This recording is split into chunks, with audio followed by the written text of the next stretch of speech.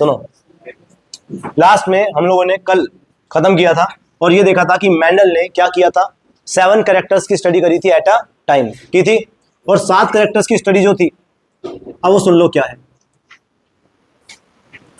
कौन कौन से 7 कैरेक्टर्स मेंडल ने स्टडी किए।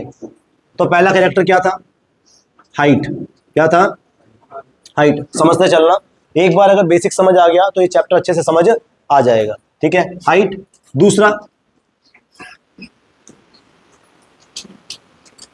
सीड कलर, और तीसरा सीड शेप।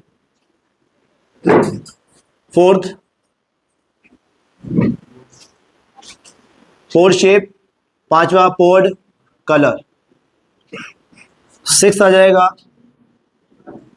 फ्लावर कलर, और फिर आ जाएगा फ्लावर पोजीशन, ठीक है। तो ये 7 कलर्स की स्टडी किसने की, मेंडल ने, राइट। अब इनके अंदर क्या होता है, सुनना एक चीज, कैरेक्टर्स जो होते हैं उन कैरेक्टर्स की डिफरेंट फॉर्म्स को हम लोग कहते हैं क्या, ट्रेट्स। क्या कहते हैं, ट्रेट्स। जैसे हाइट है तो हाइट के जो ट्रेट्स होंगे वो क्या होंगे, या तो टॉल या ड्वार्फ। समझ में आ गया, क्लियर है, टॉल और ड्वार्फ। सीड कलर की अगर बात करें तो क्या हो जाएगा, येलो होता है और फिर एक ग्रीन होता है। अब समझना एक और चीज, इनके जो ट्रेट्स होते हैं वो डोमिनेंट और रेसेसिव दो तरह के होते हैं। एक डोमिनेंट ट्रेट होता है और एक रेसेसिव ट्रेट होता है, ये बात और याद रखेंगे। डोमिनेंट और रेसेसिव क्या होता है वो देखो। बेसिक अगर आपको याद हो तो प्रीवियस क्लास में बेसिक करवाया था, दोबारा अच्छे से देख लो, जल्दी से देखो, 5 मिनट लगाएंगे। कोई भी सेल जो होती है वो कैसी होती है, 2n। मेरी बॉडी की सेल्स है वो कैसी है, 2n। मान लीजिए फादर की सेल्स है तो फादर की हर सेल क्या होगी, 2n। मदर की हर सेल क्या होगी, 2n। अरे याद है क्या, इस 2n का मतलब क्या है, 2 सेट ऑफ क्रोमोसोम, ठीक है। इससे गैमेट बनेगा, क्या बनेगा, n, यानी हैप्लॉइड, यानी कि उसमें क्या कर देंगे, सिंगल सेट ऑफ क्रोमोसोम को बोलते हैं क्या, हैप्लॉइड क्रोमोसोम। अगर ह्यूमंस की बात करें तो 46 क्रोमोसोम होते हैं, गैमेट में कितने रह जाएंगे, 23। कौन से डिवीजन से बनता है, मियोसिस से, याद है ना। वापस से फ्यूज किया, 23 कितने हो गए, 46 वापस हो गए, यानी कि 2n वापस हो गए। कोई दिक्कत, अरे ये तो सही है। तो हम लोगों ने आधा क्यों किया, ताकि वापस से फ्यूजन हो जाए और सेम नंबर वापस अचीव कर ले, सही है। क्योंकि स्पीशीज का एक फिक्स नंबर होता है, जैसे ह्यूमंस में अगर बात करेंगे तो 46, और अगर पाइसम सेटाइवम की बात करेंगे तो क्या हो जाएगा, मैं उसी के हिसाब से समझा देता हूं। कितने क्रोमोसोम होंगे, 14। गैमेट में कितने होंगे, अब इसको पॉलन ग्रेन बना दो, स्पर्म नहीं रहेगा ये, ठीक है। चलो, तो 14 वापस से कितना हो जाएगा, 14, यानी 2n इसका 14 है, इसका n, इसका 2n। अरे क्लियर हुआ कुछ, ये समझ में आया। इसी को अगर मैं बड़ा करके बनाऊं, राइट, तो कितने क्रोमोसोम फादर ने भेजे, 1 2 3 एंड सो ऑन, कितने हो गए, 14 और 7। बस यही देखना चाह रहा था। तो कितने आ गए, 7। टोटल कितने हो गए, 14। 7 कहां से आए, फादर से। 7 कहां से आए, मदर से। कितने सेट हो गए, 2 set, 1 set from father, 1 set from mother, सही है। अरे याद है क्या, और ये 1 सेट क्या कंटेन करता है, यस, सारे के सारे जीन जो कि प्लांट को बनाने के लिए जरूरी थे। और इधर से मम्मी ने जो भेजे वो भी क्या है, ऑल जीन्स, सारे के सारे जीन कंटेन करते हैं। क्लियर है क्या, यानी सिंगल सेट जो है वो क्या है, सारी की सारी जीन्स को क्या करता है, कंटेन करता है, उसमें सारे जीन अवेलेबल होंगे बनाने वाले। इसका मतलब किसी एक कैरेक्टर को रेगुलेट करने वाली कोई जीन है, तो कोई भी एक कैरेक्टर को रेगुलेट करने वाली है तो कितने जीन्स अवेलेबल है, अभी भी कोई 3 बोल ही गया ना, मैंने हाथ ऐसे कर दिए तो। अरे गधों, एक इसमें और एक इसमें है, समझे। तो सुनो, इसका मतलब होता है डिप्लॉयड, 2n का मतलब डिप्लॉयड, 2 सेट ऑफ क्रोमोसोम। तो फादर के पास में 2 कहां से आए, दादा दादी, और मम्मी के पास कहां से आए, नाना नानी। अरे ठीक है,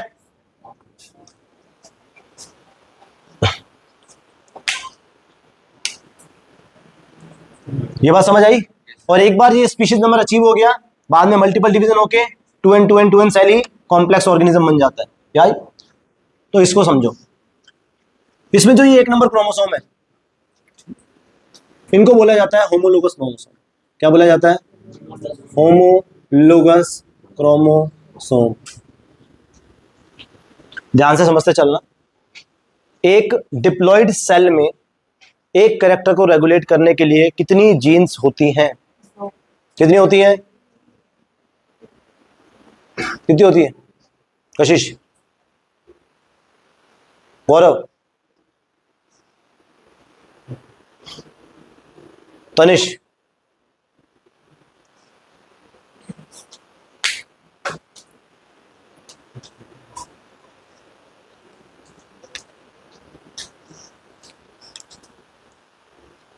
हाँ 2।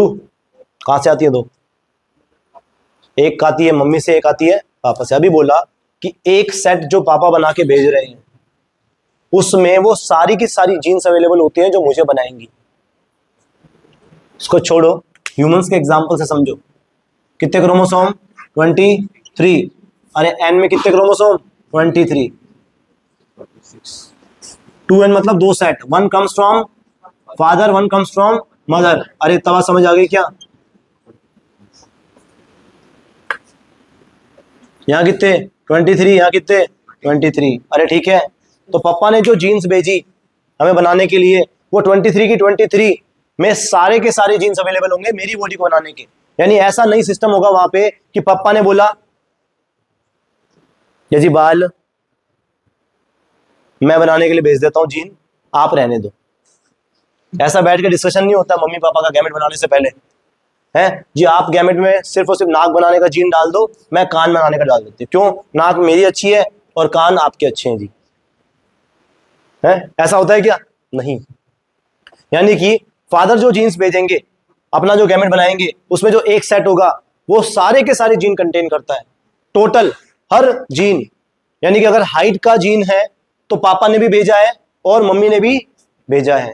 यानी कि जो डिप्लॉइड सेल, जो जाइगोट होगा या बेबी होगा, उसके अंदर जितनी भी सेल्स होंगी उनके अंदर उस हाइट के जीन कितने होंगे?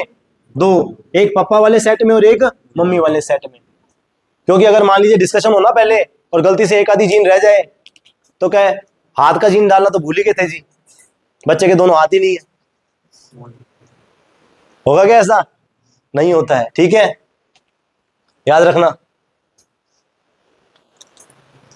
तो इन क्रोमोसोम्स को कहते हैं होमोलोगस क्रोमोसोम। यानी 1 जो क्रोमोसोम है वो होमोलोगस है, 2 का, 3 का, ऐसे करते करते कितने पेयर्स हैं? 23 पेयर्स।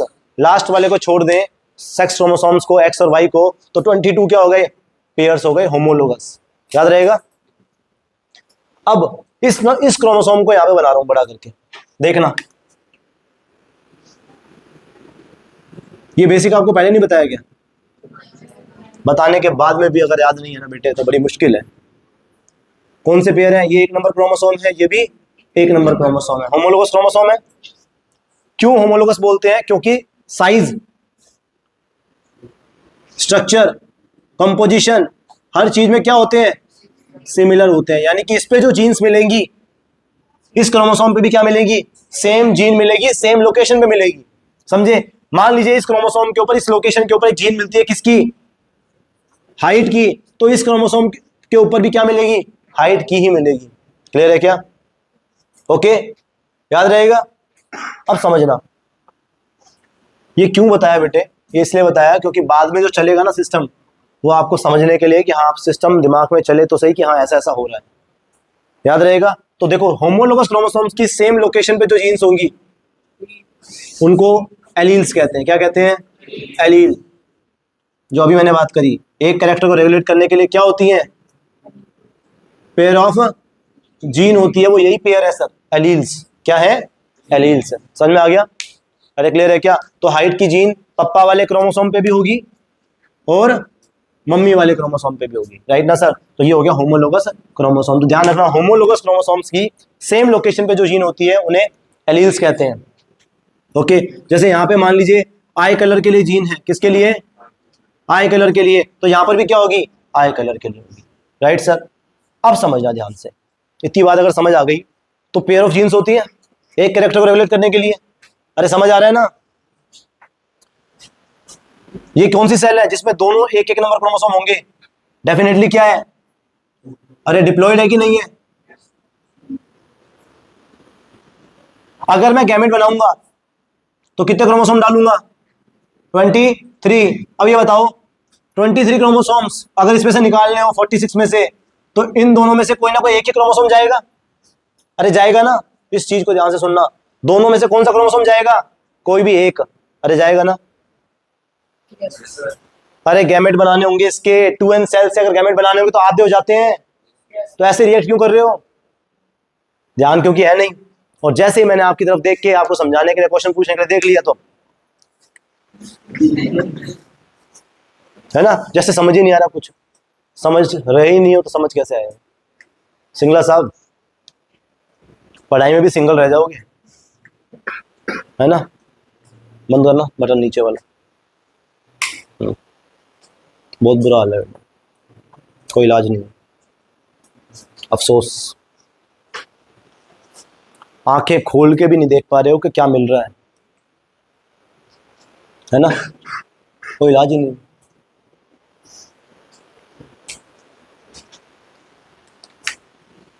ठीक, 2n सेल के अंदर 2 क्रोमोसोम होंगे ना? ऐसे करते करते 23 40 बनेंगे। अब मुझे अगर गैमेट बनाना हो इससे आगे दोबारा, तो यानी ये केस इसमें हो रहा है।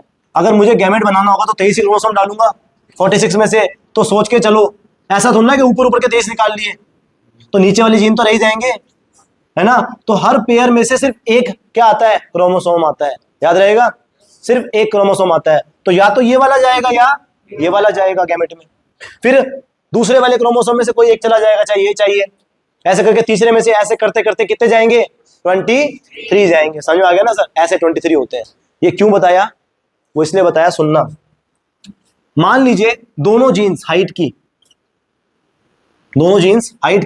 क्या हो? सेम हो। मान लीजिए टॉलनेस के लिए कैपिटल टी जीन है और ड्वार्फनेस के लिए स्मॉल टी जीन है। तो समझना, मान लीजिए दोनों जीन्स क्या है? सेम कंडीशन में है, कैपिटल टी। तो जहां पर दोनों जीन्स सेम कंडीशन में होती है उसे कहा जाता है क्या? होमोजाइगस। क्या कहा जाता है? ड्वार्फ के लिए है स्मॉल टी तो भी चलेगा ना? क्या? होमोजाइगस। जहां पर दोनों जीन्स या एलील्स सेम कंडीशन में होगी। तो अगर अलग अलग है कैपिटल टी स्मॉल टी तो इसे कहेंगे क्या? हेट्रोजाइगस। मुझे पता था, मैंने आपको कहा भी था मुझे दोबारा कराना पड़ेगा, और मैंने कहा था मैं दोबारा नहीं कराऊंगा, लेकिन क्या इलाज है? गधों की तरह बैठे रहोगे, दोबारा कराने पे भी गधों की तरह बैठे हो। ठीक है, ये देख लो, शक्ल देखो। एक सेकंड आप स्किप करते हो, अगले 1 घंटे आपको समझ नहीं आता कि चल क्या रहा है। हाँ, आ गया, समझ आई सर? अब ये बताओ, इसी को मैं यहां पे लिखूं ऐसे, देखना ध्यान से दोबारा, कैपिटल टी। अगर मैं सिर्फ एक कैरेक्टर की जीन को लेके लिखूंगा, सिर्फ एक जीन की स्टडी कर रहा हूं, सिर्फ एक कैरेक्टर की स्टडी कर रहा हूं, हाइट, तो मैं बाकियों को लिखूंगा क्या? लिखने की जरूरत है क्या? नहीं। मैं सिर्फ और सिर्फ इस जीन के बारे में बात करूंगा, तो ये जीन कहां पे है? ये रही। अब मान लीजिए दोनों टी कंडीशन में है, मैं इसका गैमेट बनाऊंगा ना गैमेट। अब समझना ध्यान से। अच्छा, एक और, दोनों अलग अलग कंडीशन में हुई तो हेट्रोजाइगस। ये समझ में आ गया ना अच्छे से? अब मुझे मान लीजिए बनाना है क्या? जीन। क्या बनाना है? गैमेट्स बनाने हैं। तो इस जीन को मैं एक्सप्रेस लिखूंगा, ऐसे लिखूंगा। पेरेंट्स में तो ऐसे ही होंगे, क्योंकि पेरेंट्स में क्या है? 2n। तो 2n में तो ऐसे ही लिखूंगा क्योंकि दोनों क्रोमोसोम्स अवेलेबल है। इसी का अगर मैं गैमेट बनाऊंगा तो अभी मैंने आपको बताया, या तो ये जाएगा या ये। अगर ये गया तो टी, ये गया तो भी टी। तो इस कंडीशन में तो दोनों क्या बनेंगे? गैमेट एक ही टाइप के बनेंगे। इस कंडीशन में क्या बनेंगे? स्मॉल टी एक ही टाइप का। लेकिन क्या हो अगर ये ऐसे बने तो, ऐसा हो तो यहां पर 2 तरह के गैमेट बन सकते हैं। हो सकता है कौन सा जाए? Capital T. और या हो सकता है कौन सा चला जाए? Small T. अब मैं समझ में आ गया ना मैं क्यों लिख रहा हूं, दो के बाद में एक क्यों लिख रहा हूं इसको, दो कैपिटल टी यहां लिखे, एक कैपिटल टी यहां, स्मॉल टी यहां लिखा, सॉरी स्मॉल टी क्यों लिखा पता चल गया। ये 2n की बात कर रहा हूं तो दो जीन्स एलील दो होंगे, और हैप्लॉइड सेट में कितने होंगे, एक ही होंगे। क्लियर हो गया ना। अब अगर मैं क्रॉस कराऊंगा तो समझ आ जाएगा ना। अरे क्लियर है, दो के बाद में एक क्यों किया, डन। ये चीज हमको पता लगनी चाहिए, वरना सीधा चलता रहता है टी टी टी टी, ये क्रॉस करा दिया, ये ऐसे कर लो वैसे कर लो। अब तो फील कर लिया ना कि टी हम क्यों लिख रहे हैं और किस चीज को रिप्रेजेंट कर रहे हैं। दो बार लिख रहे हैं तो किसको रिप्रेजेंट कर रहे हैं, और एक बार लिख रहे हैं तो किसको रिप्रेजेंट कर रहे हैं और क्यों कर रहे हैं, है ना। ये चीज जरूरी होती है हमें आना। ओके, याद कर लोगे ना। चलिए, बनेगा एक ही, क्या बनेगा, एक ही गैमेट में एक ही जाएगा सर। कैपिटल टी हुआ तो एक कैपिटल टी जाएगा, मतलब दोनों टी टाइप के बनेंगे तो एक को मेंशन कर देते हैं, दोनों को नहीं करते। राइट सर, ये बात समझ आ गई ना। ये 2n को रिप्रेजेंट कर रहा है और ये n को, क्योंकि दोनों में से एक ही क्रोमोसोम गया तो एक ही एलील गया, और हम पढ़ी सिर्फ एक कैरेक्टर को रहे हैं तो सिर्फ उसी जीन के बारे में बात कर रहे हैं। ये बात समझ आई। अब बताओ, सुनना ध्यान से। हमने एक चीज नोट करी, क्या, दो चीजें होती है, एक डोमिनेंट और एक रेसेसिव। एक डोमिनेंट और रेसेसिव। डोमिनेंट एलील्स या डोमिनेंट ट्रेट क्या होते हैं, कैरेक्टर्स की डिफरेंट फॉर्म को ट्रेट्स कहा जाता है। जैसे हाइट की डिफरेंट फॉर्म्स क्या है, टॉल या डॉर्फ, है ना, तो उसकी डिफरेंट, उसको क्या कहा जाता है, ट्रेट्स। अब यहाँ पे दो ट्रेट्स है, कंट्रास्टिंग ट्रेट्स, एक तो टॉल, उसका डॉर्फ, येलो ग्रीन। वैसे सीड का शेप कैसा हो गया, राउंड और रिंकल्ड, ठीक है। तो मैंने यहां पे लिखा डोमिनेंट और रेसेसिव, इसका मतलब क्या है, सुनना ध्यान से। वो कैरेक्टर, वो ट्रेट जो अपने आप को, या एलील अपने आप को होमोजाइगस और हेट्रोजाइगस दोनों में एक्सप्रेस कर रहा है। बताओ, सुनना ध्यान से। यहां पे कैपिटल टी तो भी क्या आया, टॉल, और कैपिटल टी स्मॉल टी तो भी क्या आया, टॉल। ये क्या है सर, बताओ, एक बार आया तो भी अपने आप को एक्सप्रेस किया कि नहीं किया, अरे आया ना, टॉल। तो ऐसे ट्रेट्स जो अपने आप को होमोजाइगस और हेट्रोजाइगस दोनों में क्या करते हैं, एक्सप्रेस करते हैं, उनको क्या कहा जाता है, डोमिनेंट। यानी होमो एंड हेट्रोजाइगस दोनों कंडीशन में अपने आप को एक्सप्रेस करते हैं, दे आर डोमिनेंट ट्रेट्स। अरे समझ गए। और जो अपने आप को सिर्फ और सिर्फ रेसेसिव में, रेसेसिव क्या होता है, जो सिर्फ अपने आप को किसमें स्टेट में करे, होमोजाइगस में ही क्या कर सकता है, अपने आप को एक्सप्रेस कर सकता है, दूसरे केस में नहीं करेगा। क्लियर हो गया क्या, हाँ जी, नहीं आएगा। इसीलिए तो हमने एक वर्ड दिया, क्या, डोमिनेंट, वरना बना ही क्यों डोमिनेंट वर्ड। बेटा वो देखो, फिलहाल मेंडल की जेनेटिक्स में ऐसा नहीं होता है, इसके अलावा मेंडल के बाद में जितनी डिस्कवरी हुई उसमें तो बहुत कुछ हो गया, लिंकेज भी पढ़ लिया हम लोगों ने, बहुत सारी चीजें पढ़ ली, ठीक है। फिलहाल आपको क्या याद रखना है, 10th क्लास के हिसाब से इतना इनफ है। डोमिनेंट क्या है, जो अपने आप को होमोजाइगस और हेट्रोजाइगस दोनों कंडीशन में एक्सप्रेस करता है, दैट इज डोमिनेंट एलील। ऐसे आ जाएगा तो भी करेगा और ऐसे आ जाएगा तो भी करेगा, टॉलनेस दे रहा है। लेकिन यहां पर क्या है, रेसेसिव अपने आप को सिर्फ और सिर्फ होमोजाइगस स्टेट में आने पर ही एक्सप्रेस कर पाता है, वरना नहीं करेगा। अब यहां पर इसका कोई रोल नहीं है, कोई समझ नहीं आ रहा इसको क्या करना है, कुछ नहीं है, दब गया ये तो रिप्रेस हो गया, रेसेसिव है। समझ गए। तो आ तो गया यार होमोजाइगस में स्मॉल टी, तो यार हो तो गया। अब किसके ऊपर डोमिनेंट होगा, ये इसके ऊपर क्या, या इसके ऊपर, है तो स्मॉल टी, दोनों ही किसको दे रहे हैं, ड्वार्फनेस को दे रहे हैं। समझे। चलिए, तो समझ में आया कंसेप्ट, अरे क्लियर है क्या। अब देखो, तो ये डोमिनेंट देखे गए, क्या देखे गए, ये वाले जो ट्रेट्स थे ये डोमिनेंट देखे गए। कौन से वाले, टॉलनेस और डॉर्फ में से टॉलनेस, येलो और ग्रीन में से येलो, राउंड और रिंकल में से राउंड। सीड की शेप कैसी है, प्रॉपर राउंड होगा तो ये है, और अगर मान लीजिए जैसे कोल्ड स्टोर के होते हैं उनकी शेप थोड़ी सी कम राउंड होती है तो उसको क्या बोलेंगे, रिंकल्ड। पोड शेप, पोड क्या होता है, फली, अरे मटर की फली रखती है उसमें अगर पूरी तरह से फूली हुई है इस तरह से तो क्या है, इनफ्लेटेड, है ना, वो डोमिनेंट कैरेक्टर है। लेकिन अगर मान लीजिए सिकुड़ी हुई आ जाती है तो क्या हो जाएगा,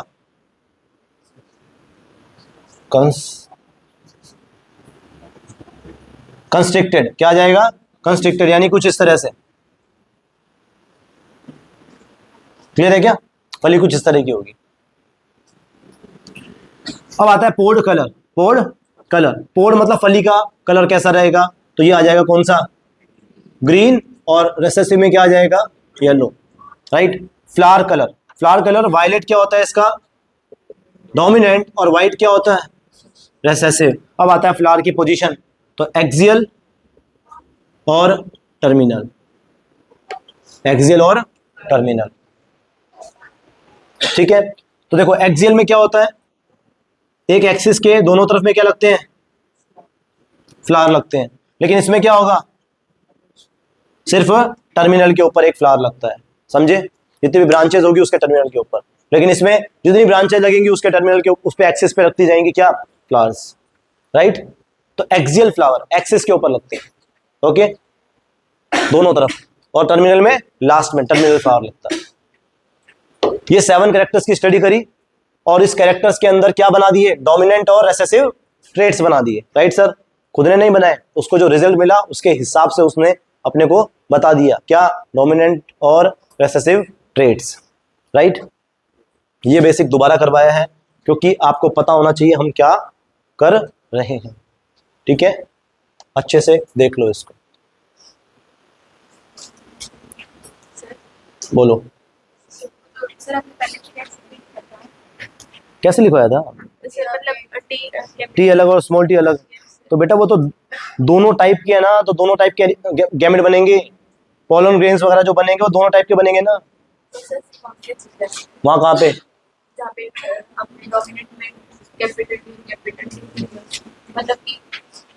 क्या बेटा 2n को दिखाने के लिए ये किया है मैंने, कैपिटल टी, n को दिखाने के लिए उसमें t और n को, t और स्मॉल t को अलग कर दिया। जब गैमेट बनाऊंगा तो क्या होगा, तो फिर क्या पूछ रहे हो,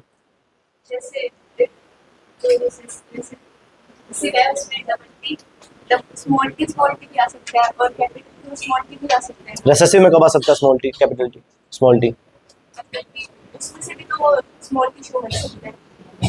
नहीं होता ना बेटा, तभी तो डोमिनेंट वर्ड दिया हम लोगों ने, वरना पढ़ते ही क्यों इसको, डोमिनेंट हमने कहा ही क्यों है इसको, क्योंकि वो अपने आप को एक्सप्रेस करता है और स्मॉल टी वाले को एक्सप्रेस नहीं होने देता है, समझे। यानी कि वो एलील, वो जीन ज्यादा इफेक्टिवली अपना काम करता है और छोटे वाले टी को दबा देता है, ठीक है।